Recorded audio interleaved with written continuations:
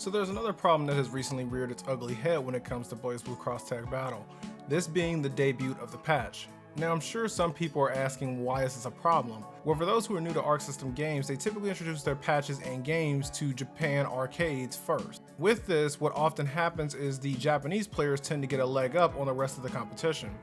Of course, one major way that we the players can circumvent this is to just import the game, or in today's download culture, just download the Japanese version. Well, if you hadn't heard, the patch for BlazBlue Cross Tag Battle is already active in Japanese arcades. But in addition to this, the new characters will also go there first. And with news of this, people were obviously not happy. This being is that this game, BlazBlue Cross Tag Battle, was supposed to be Arc's turning point, because they had said they wanted to stop the advantage given to Japanese players, which doesn't sit too well with many people feeling like soon after takeoff, Arc has already gone back on their word regarding this. This has been a big problem over the course of many years. There have been really large gaps in release for some games. Some titles such as Central Fiction had almost an entire year between the arcade release and the console release. Even then, that specific release, when it came to console releases, became almost a year when it went to the game coming abroad. I feel so sorry for you PC children, you had to wait a year plus just to play. It's my thought that this was done to make sure that there are no unknown or game-breaking bugs in the patch that they aren't aware of.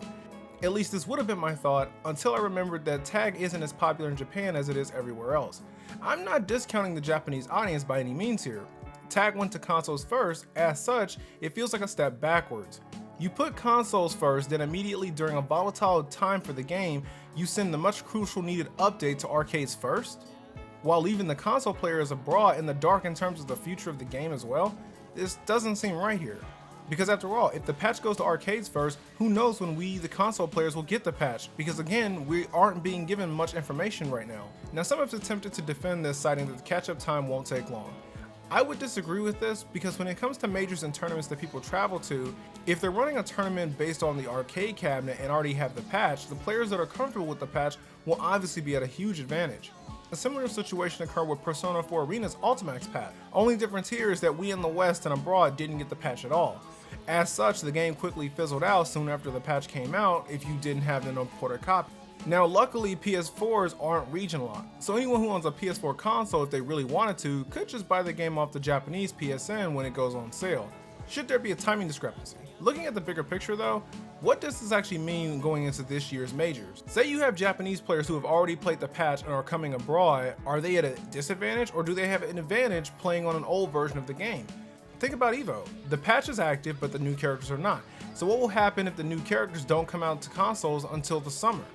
What if the arcade meta has become redefined by some of the DLC characters that the console version doesn't have? Think about what that could potentially do to a tournament turnout. Yes, I know that EVO isn't the only big major of the year, but it's certainly the one that most people actually think of most, that even the casuals know about.